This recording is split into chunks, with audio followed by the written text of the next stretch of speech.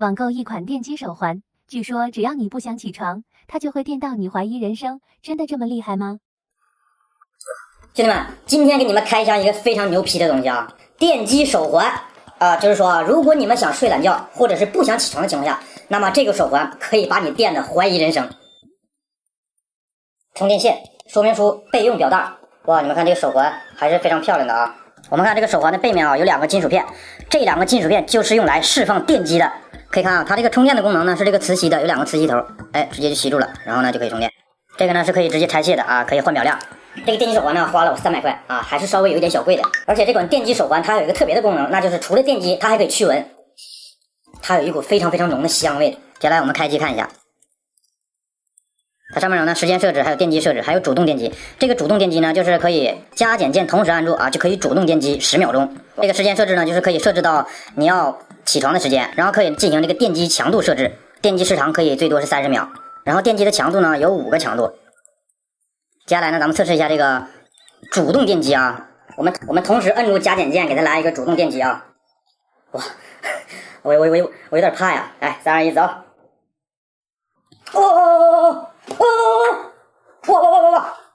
哇！一下的，我操！哇！它每间隔1秒钟电一下，哇，它就电这一个地方，你们知道吧？哇，这个感觉有点太酸爽了，我的天，这谁能睡得着？它是真的电你啊，真的是在电人。这电是什么感觉呢？就是我这个手腕在痉挛的感觉，一抽一抽一抽的。是这。那么现在是8点钟，我们给它定到10点46，然后呢，我们把这个电机的强度呢，哎，给它定到5个最强的，然后电机时间稍微短点吧，我们设置成12秒 ，OK。那么现在我们需要做的就是戴上这个手环，然后等到它把我电醒。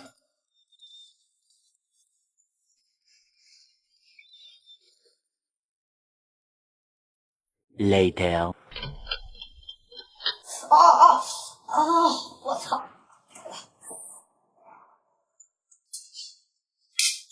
我的天！你敢信这款暴力涡轮风扇每分钟能达到13万转，风速能达到每秒53米，威力惊人！先看视频。我在吹水，旁边大爷在看我，问我在哪里买的，他也想要。我问他买回去干什么，大爷说社会上的事少打听。好家伙，这个有点牛啊！买来了视频同款的暴力风扇，花了我300多块。花钱的坑我来谈，免费的赞赞，咱们点一个呗。那么据卖家描述啊，这款暴力风扇的转速可以达到每分钟13万转，你敢信？我们普通家用吹风机的转速每分钟也就1万转左右，而且这个东西的最大风速可以达到每秒53米，什么概念？我查了一下啊，超级台风的风速每秒也就51米左右，而且它这个东西不光能吹水啊，还能给车清雪，你敢信？开箱啊！可以看13万转，每秒52米。哇，可以看这个就是暴力风扇了啊，它这个重量不算太重啊，这玩意儿体积确实是够小啊。后面有3个档位灯啊，有3种力度的风速，然后它前面这个盖子是能拆下来的。这个东西呢是一个磁吸的，已经开机了。接下来咱们看看1档的风速啥样啊？1档的风非常小啊，试一下2档。哇，2档的风速马上就上来了啊！哇，可以看直接3档啊！我去！我操，电话给我吹掉地下了，摔碎了！擦！我的手直接吹变形了，而且可以看它这个吸力啊，轻松吸起来手机。我去，160多克的压力，用它吹水看看能吹多大的水花啊！走，我的天，我去，这劲儿真可以啊！正好下雪了，咱们来试试它的除雪效果咋样啊！开始，哇，哎，你还别说啊，真别说，这玩意儿风劲儿真够大呀！就这点雪，我感觉根本就不在话下呀。兄弟们，你还别说，雪除完了真好，手上一点雪都没有。今天我就用它这把锯把我面前这棵比我人还粗的大树撂倒，看看能用多长时间。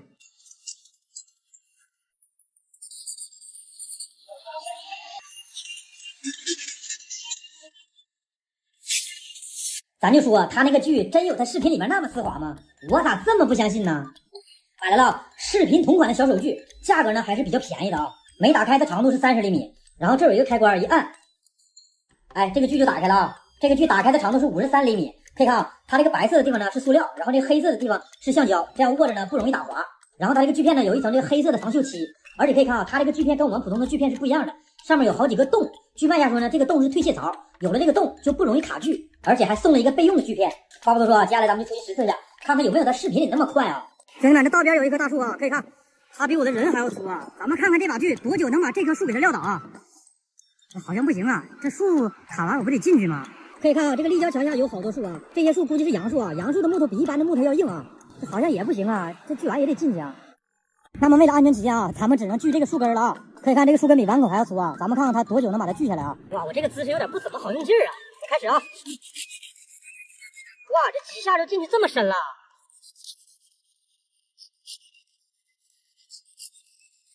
哇，可以看，确实不卡锯啊，而且这个锯末子它都给退出来了，确实挺丝滑，兄弟们，就是不好用劲儿。哇，几十秒，这个木头干下来了啊！可以看它这个切口还是挺完整的啊。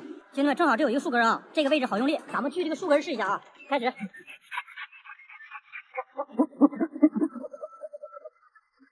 很丝滑呀，一点也不卡锯啊。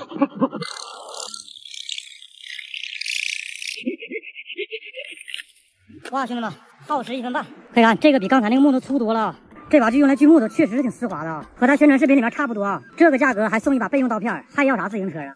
可以入手啊。你敢信？有个博主把牙线加热掰弯，然后用皮筋固定在一起，接着在中间拉上一根线，没想到就做出了把迷你复合弓，只需轻轻拉动就能弹射数米远。我也来试试。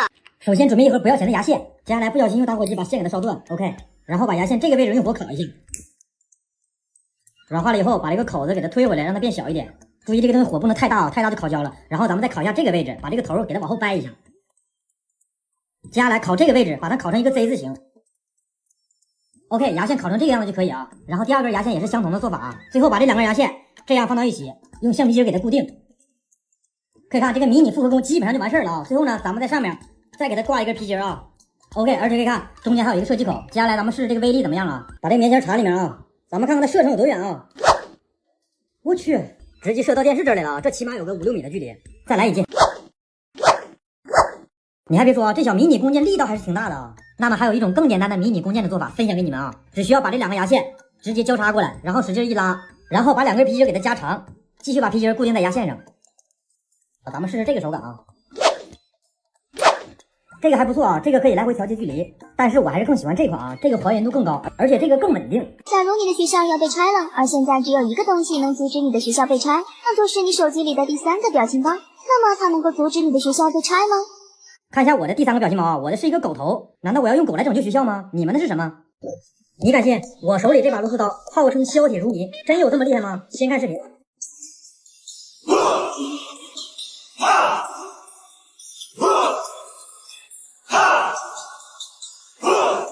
卖家手里的钢铁如果不是道具的话，那他这个螺丝刀确实太厉害了。买来了视频同款的螺丝刀，价格呢还不算太贵，买了一个1字的，买了一个10字的。可以看它比我们普通用的螺丝刀要长不少啊。那么据卖家介绍呢，这个螺丝刀是一款合金的螺丝刀，它的硬度呢比钢铁还要硬，可以直接达到削铁如泥。接下来咱们就出去试一下，看看这个螺丝刀是不是真的能把铁给斩出口子啊。咱们先拿这个铁链来测试一下，看看能不能把铁链给斩断啊。开始啊，只用了7、8下啊，这个铁链已经砸断了啊。再试一下这个铁锁啊，开铁锁也没有任何问题啊。接下来咱们上个狠的，这是一块5毫米厚的工字钢，这个够硬吧？先用1字的看看啥效果啊。哇，你们看砸了3下，已经砸出印儿来了啊！看看到底能砸多深啊？砸了有个20、30下啊，已经砸出了这么深的一个凹痕了。我们再来看一下这个刀头啊，可以看啥事儿没有啊，就是掉了点漆，后面已经砸成这个样子了。哇，它这个东西确实挺硬啊。接下来看这个10字的效果啊，可以看这个10字的也砸了几十下啊，砸了好几个坑，这个坑的深度也应该有1毫米了啊。咱们再看一下这个头啊，这个头多少有点变得圆润了啊，看来这个东西还是有点硬度的啊。但是为什么我砸这个钢没有他视频里面砸的那么丝滑呢？你们谁能给我解释解释这到底是为什么？丧尽天良啊，兄弟们！毕竟我看到一个制作假牛奶给学生喝的曝光视频，我本以为顶多就是兑了水的牛奶，没想到它里面压根就没有一滴牛奶在里面。视频中只见他在一瓶白水中加了几条添加剂，然后摇晃几下，清水瞬间变成牛奶，而且还能像真牛奶一样产生气泡，达到挂壁的效果。那么我查了一下资料啊，他用的添加剂呢，其实就是2氧化钛，也叫做白色素。所以我也买了一袋白色素，咱们今天就看看这个东西是不是真的能做出来牛奶。可以看它产品性能啊，本品无味无臭，白色粉末入水就能变成牛奶状，这一袋500克不便宜啊。哇，这个东西闻着啥味没有啊？这是一杯清水啊，咱们往里加一点，看看是不是真的变成牛奶啊。先来一勺搅拌粉。哎呦我去！我的天，我这勺好像加的有点多啊！哇塞！我操，你敢信？这不直接变牛奶了吗？这跟牛奶的颜色没啥区别，一模一样，这就是。可以看这一摇晃，确实是达到了挂壁的效果啊！哇，啥味没有啊？这跟水是一样的啊！看来这个东西只是颜色达到了牛奶的效果，但是它的粘稠度还有它这个味道没有变化。所以接下来我们还需要这个东西，什么甲基维鲜素钠啊？这个东西呢，就是负责给那个液体来增稠的。这回你们再看啊，这个颜色包括这个粘稠度，哎，都上来了啊，没有那么稀了。现在就差最重要的一步了，就是味道，甜牛奶香精。据说这个东西只要加一滴清水，你喝着都是牛奶味儿，老香了。看着没？只能加一滴啊，加多了倒沫子啊，走你！我去，这里面都冒油花了，搅拌一下啊。哇，这回的嘛，哎，真真正正的牛奶的味道啊！现在颜色和味道跟牛奶是一样的，我尝一口啊先。虽然说这些都是食品添加剂啊，但是我这加这个东西我也多少不敢喝啊，就尝一点点啊。哎，这牛奶味出来了啊，但是它这个味道比较淡，有点像我们喝的兑了水的纯牛奶啊。哎，就是这个味儿啊！你们就说这所谓的一杯牛奶给小孩喝，那不丧良心吗？这一杯牛奶成本也就几毛钱吧。当然了，如果真正用这些东西来做假牛奶，它是要有一定的比例的啊。我只是弄了个大概。接下来我就把我兑的这个牛奶，还有这个真牛奶，咱们来倒这两个杯子里来对比一下啊，看看效果啊。再来这个真的啊，我这个好像弄的有点太白了。这个纯牛奶颜色不是特别白啊，但我这个怎么这么白呢？就跟大白一样。但是这个东西它如果精心调制一下啊，颜色肯定能和纯牛奶一模一样。我就劝那些丧良心的商家，你好自为之。我就不信他们能把这种牛奶给他们自己家孩子喝。你敢信？我手里这是一块据说连石头都能烤化的放大镜。先看视频。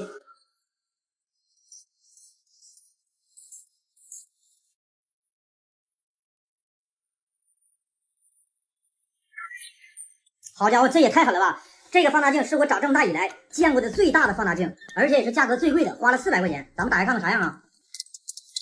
可以看这块放大镜有这么大，这个东西学名呢叫做菲涅尔透镜。你看啊，这个东西的温度瞬间可以达到1000多度。它这个材质是亚克力板的，可以看它这面是比较光滑的。再看它另一侧啊，另一侧呢有很多这个波纹，你们听一下。这啥玩意儿？把我照了个好眼。接下来咱们就出去实测一下，看看这个东西到底有多厉害，能不能把石头给烤化啊？咱们先简单测试一下，烤这个手套看看怎么样啊？走，哇，兄弟们，直接就着了啊！一瞬间啊，直接冒烟，哇，它这个温度真的挺高啊，也就几秒钟啊。接下来咱们烤一个鸡蛋看看啊，哇，冒烟了啊，瞬间就冒烟了，我去，这鸡蛋也着了。哇，可以看兄弟们，鸡蛋壳烧成这样了。接下来咱们煎一个鸡蛋啊。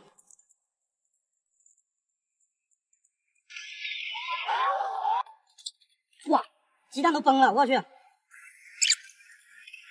烟越来越大了啊！哇，可以看兄弟们，这才20来秒的时间，这个鸡蛋都已经烤糊了，鸡蛋清都已经白了。接下来看看这易拉罐能不能烤透啊！我操，兄弟们冒烟了！我去，这太狠了吧！1分钟左右，已经透了啊！这个易拉罐直接烤了个洞啊！接下来咱们看看它到底能不能把这个石头给它烤化啊！哇，兄弟你们看，这石头已经直接烤变颜色了啊！这东西太牛了，温度特别高。看来这个东西能烤石头，真不是传言。哎，你们说有了这个东西，把我家窗户换成这个透镜，冬天是不是不用交取暖费了？你们小时候一定看过这种表演。这种钢筋锁喉的表演现在已经很少看到了，而且这种表演争议非常大。有人说是真的，有的人说他们用的是道具。我觉得这个东西3分靠功夫和技巧，7分靠表演。但是我在万能的某多多上还真的看到有卖钢筋锁喉这种道具的。那么据卖家说，有了这个道具，人人都能表演钢筋锁喉。所以我把这个道具给买回来了啊，看看有了这个道具，普通人是不是也能表演钢筋锁喉？那么这个钢筋呢，跟普通的钢筋不一样，这个钢筋的名字叫做软绵钢，它硬度呢是非常软的。我去，它这个钢筋挺重啊，外表看跟普通的钢筋没啥区别啊。就这么个道具花了我190块钱，你们听一下声音啊，没啥区别啊。哎我去，我去，它这个硬度这么硬呢？我去，这也不是软的钢啊，这跟真的钢筋硬度是完全一样的，兄弟们。我去，商家跟我说这个东西很软的呀，商家不会给我发了一个真的吧？这你别说往脖子上缠了，这我掰开都费劲呢。用磁铁来吸一下，哎呦我去！啊，这是钢的吗？钢的怎么还能吸起来呢？哇，这明明就是个铁丝啊！他马上有钱，就会有马摆上钱，是你走来的对象，希望看到的人马上有钱。输入马上有钱，会不会有这个特效出来？我的天，真的有特效啊！它这个粗铁丝比我筷子都粗。我本来以为这个道具的软绵钢会非常非常的软啊，只是颜色像钢筋一样，没想到这个东西这么硬啊！本来我还想用这个现场给你们表演一下钢筋锁喉，看来是不行了，这道具比真的还真，这要缠我脖子上不得出人命啊！所以你们觉得他们表演钢筋锁喉到底是真的还是假的？这是一瓶德国进口的玻璃修复液，一滴就要好几块钱。据说用它修复完的玻璃和新的一样，真有这么神奇吗？先看视频。哎，给我看着！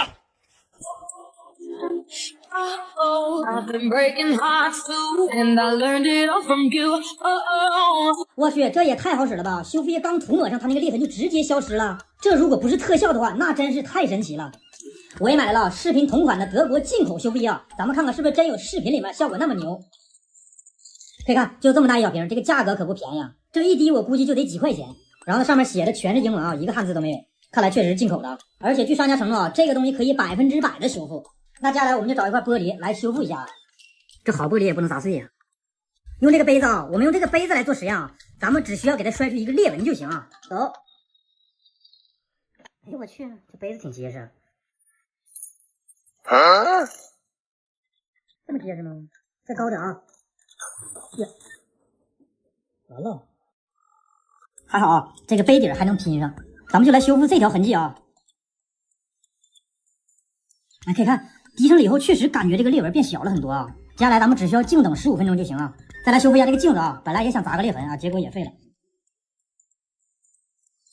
接着等待15分钟啊，这个手机也顺便给它修复一下啊。时间到了啊，咱们看看这个杯子修复的咋样啊？可以看。从视觉上感觉这个裂痕好像确实是小了很多啊，没那么明显了。我去，而且这个东西有点强力胶的感觉啊，直接把这两个玻璃给它粘上了，但是它并没有达到它视频里面一点裂痕都没有的效果呀。再看一下这个镜子啊，哇，这个镜子好像是，这个镜子还是没效果啊，这个裂痕还是这么大。这个手机是一点没有把这个修复液给吸收进去啊，可以看，都在上面呢。经过测试啊，这个东西呢多少有那么一点点的效果，但是效果呢不是特别的理想。我打滑了。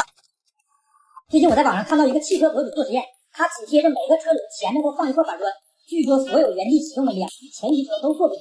先看视频。挂上D档啊！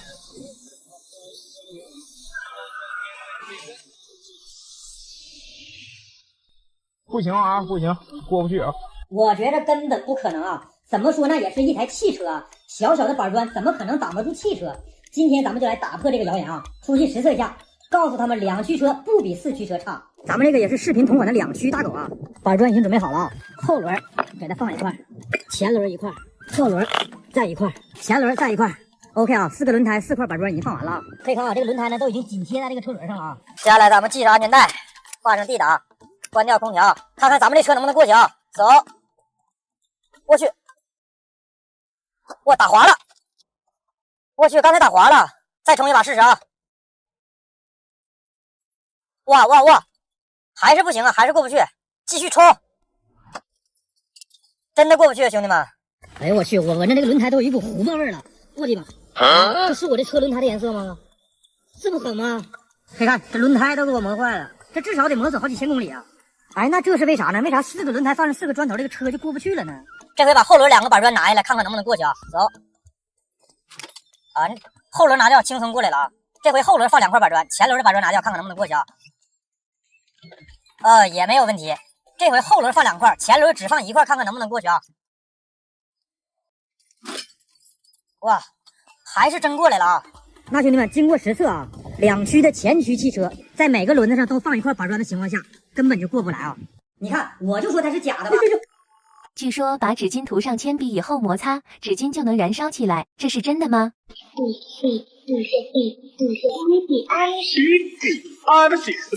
我去，兄弟们，涂过铅笔的纸轻轻一摩擦，它就能自己燃烧起来，这也太不可思议了吧！你们有多少人觉得他这个视频是真的呢？在评论区扣一个1。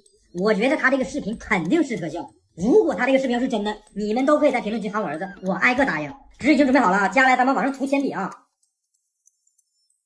OK， 接下来把这个纸摩擦一下啊，好，放到盘子上，看看会不会出现奇迹啊？能不能燃烧起来？走。哎，这纸也没有燃烧起来啊，啥事没有啊？是不是我哪一个部分做错了？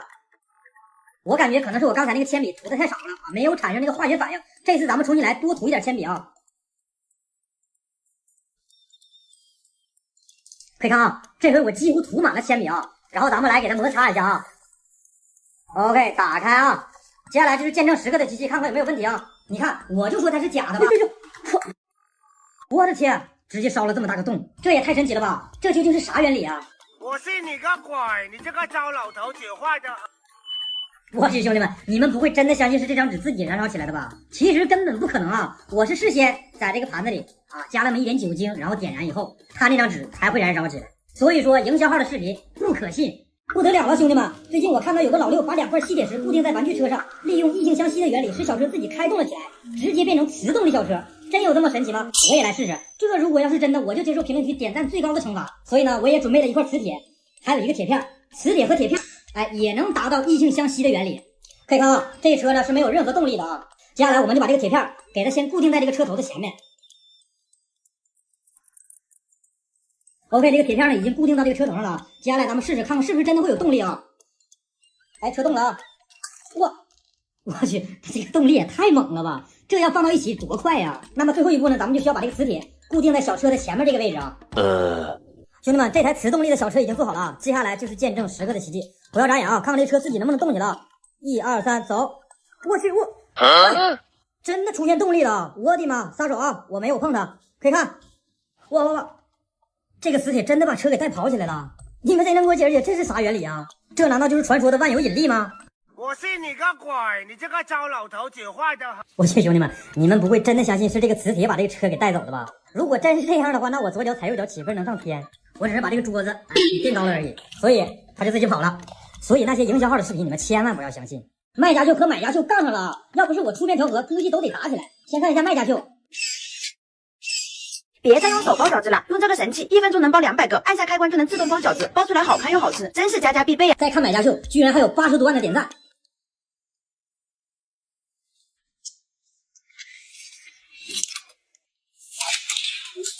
好家伙，这个买家秀的脾气多少有点暴躁啊！这个就是传说中的全自动包饺子神器啊！那么到底孰是孰非？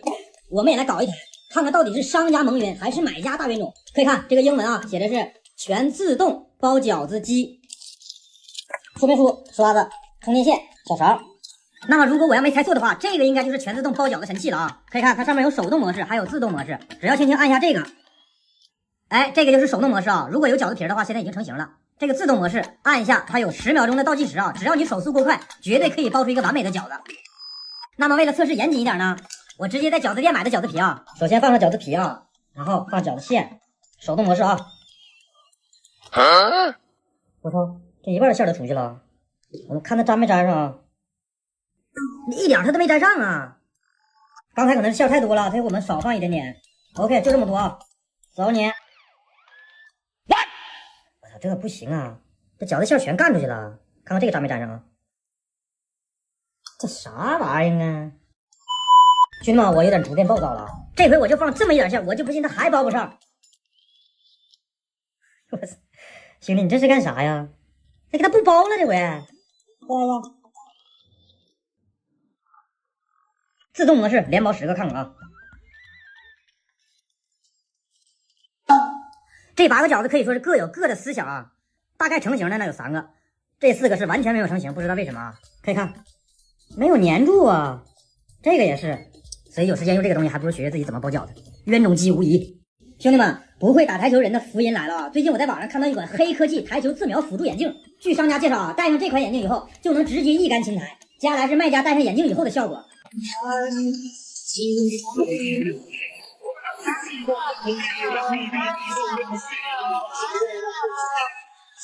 哇，可以啊，兄弟们，戴上以后桌子上直接出现了瞄准线，你敢信？那么为此呢，我特地问了一下卖家这款眼镜的真实性，卖家跟我说没有任何问题啊，所以我买来了。它有2种款式，一种是带球线的，一种是不带球线的。我直接买了一个带球线的啊，花了我240块钱，价格倒是多少有点小贵啊。而且我也看了一下买家评论啊，他们都说有效果。开箱啊，可以看就是这样的一个墨镜啊，哇，它这个外表跟我们普通戴的那种墨镜没什么区别啊。但是据卖家说呢，它这个位置里面是有芯片的啊。可以看它还有一个说明书，科技台球眼镜说明书。收到货后，把眼镜放到太阳下充电。本产品为芯片是太阳能发电，2个镜片要一起暴晒充电。充满电特征会发出灯光，暴晒一次充满电15天左右，可以用3个月左右，20天没效果包退换。我去，它这玩意还是太阳能的呀？那么话不多说啊，咱们接下来放太阳底下暴晒它半个月啊。OK， 时间已到，估计现在这个电量已经充满了。接下来咱们去台球馆试一下啊，兄弟们已经来到台球馆了啊。接下来拿出黑科技眼镜，咱们看一下啊。哎，这咋没有瞄准线呢？哎，不对呀，可以看确实是没有这个瞄准线呢，这是咋回事啊？不会上当了吧？我去问问卖家。我去，兄弟们，你敢信？商品下架了。你们见过监狱用品吗？最近有粉丝想让我测评一下监狱用品。那么以前呢，我在网上看过一个电影，就是监狱里的犯人用卫生纸做成了一把刀，而且成功越狱。我就在想，监狱里面随便的一个生活用品，比如说牙刷弄断了以后，那不就是一把锋利的刀吗？不过我在网上还真买到了几款监狱同款的生活用品，确实和我们生活中看到的一点都不一样。咱们开箱看看到底有啥区别啊？4款常见的生活用品啊，可以看啊，全都是蓝色的啊，没有任何的花里胡哨，这倒是挺符合监狱的风格。首先是牙刷啊，可以看它这个牙刷和我们平常用的基本上没什么区别啊，它这个前面是塑料的，但是它这个手柄啊，居然做成了一个这么粗的椭圆形的蛋，而且它这个蛋里面是实心的啊，感觉还有点像橡胶的材质啊。那么我个人觉得啊，把这个牙刷之所以做成这个样子，就是防止有的人拿这个东西去伤人。就像我们平时用的这种普通牙刷，如果给它磨尖了以后，它的危害也是不小的。但是这个几乎就没什么感觉。那么第二种可能性就是防止这个犯人啊把它吞进去，因为如果一旦吞到肚子里，那么犯人就有了去医院的机会啊。看过一级欢的朋友应该都懂吧？接下来第二个勺子啊，这个勺子后面也是相同的，但是它的前面呢也是软的，不是塑料的，而且它这个勺子比我们平时用的要厚很多。但是你还别说啊，它这种把手握着还是比较舒服的啊。接下来是一个梳子啊，我就纳闷了啊，监狱里面的人都是短头发，他为什么会给配一个梳子呢？最后一个啊，你们看这个东西是干嘛用的？看样子很像一把剪刀啊，但是实际上呢是一支圆珠笔。这个笔的后面做成这个样子，估计也是防止伤人的。我们这么来看，它这个笔尖还是比较长的，所以呢，用这个笔尖其实还是可以伤到人的。所以它这个笔设计的还有第二个保险啊，就是这个笔只要你稍微一用力，哎，这个笔尖它就缩回去了啊。但是正常写字的力度是没有任何问题的，而且它这个笔是一体式的，你没有办法把它拧开，也没有办法去顶住里面的笔芯啊，所以说这个还是比较安全的。但是我就在想，这个笔的后面为什么不也做成这种圆蛋的形状呢？这两个视频你们看过没有？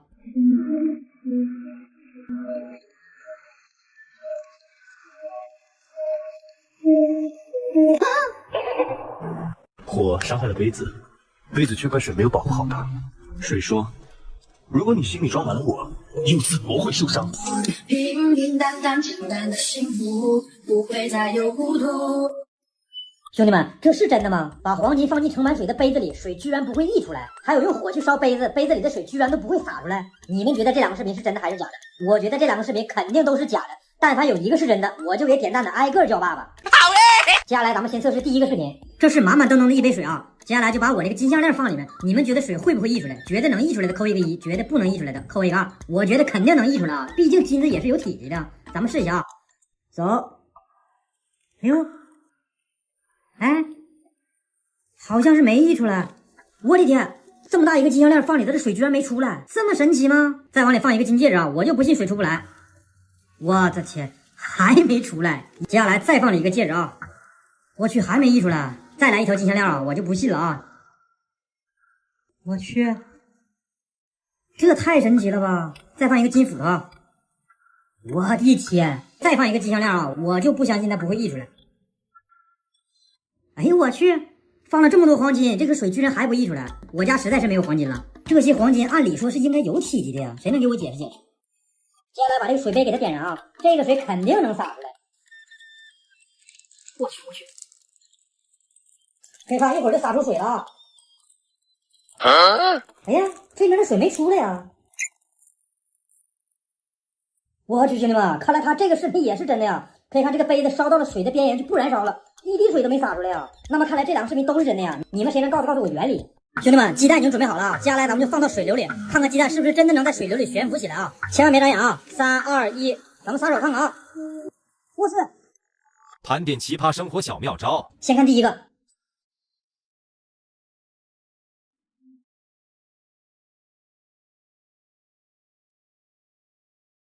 真的假的呀？把塑封袋放到水里面就可以达到真空的效果，咱们也来试一下啊！接下来咱们按照他的方法来封一袋大米，看看能不能封住啊！直接放水里啊！哇，放水以后确实有点真空的感觉了。OK， 接下来咱们封口啊，得进去数。OK， 密封完成。哎我去，你们看，确实封成那种真空的感觉了啊！可以看倒过来这大米也不洒，这招确实是可以啊。接下来看下一个视频。我一直以为可乐瓶底下这个凹槽处是用来这样方便摆放的，实际上不是，人家是用来起瓶盖的。好家伙，喝了这么多年可乐，我还第一次听说可乐可以这么打开。准备了2瓶可乐啊，接下来呢，咱们给它摞上，看看这视频当中能不能打开啊！1、2、3。哦，还真可以打开啊！看来这么多年的饮料都白喝了。下一个视频。两端固定死之后，才发现插头落在里边了。咱们此时不用着急，不要野蛮操作，不要暴力剪断，直接调整一下绳位，直接再做一个反向半圈，将电线圈拉出去，然后插头从线圈中拽出来，以下向上。咱们这样双向一受力，直接会反到上。可以看啊，我这个插头呢，现在正好也拿不出来了，咱们就按它这个小妙招，看看是不是真的能拿出来。把这个先拉长，然后做一个反向半圈，把这个圈从下面穿过来。OK， 然后把这个插头呢从这个圈再穿过去。接下来就见证10个的奇迹啊，看看能不能拿出来啊！哎我去，还真拿出来了，这招确实挺好使啊！看，一颗鸡蛋能够被水流吸住，这是什么原理？看完这个实验以后，你是不是觉得挺神奇？作为国外小哥又重复做一次这个实验，没错，他也成功了。这种鸡蛋能够被水吸住的原理，在物理学中被称为伯努利原理。我去，这也太神奇了吧！把鸡蛋放到水流里面，鸡蛋就能悬浮起来。接下来咱们就看一看这个伯努利原理到底是真还是假啊！兄弟们，鸡蛋已经准备好了啊！接下来咱们就放到水流里，看看鸡蛋是不是真的能在水流里悬浮起来啊！千万别眨眼啊！3、2、1，哇，我已经感受到有引力了啊！咱们看看啊！我去，鸡蛋真的悬浮在水流里了！我的天，你敢信？这个原理还真是神奇啊！这也太牛了吧！接下来咱们把水关掉看看啊，只要有一根绳就 OK 了。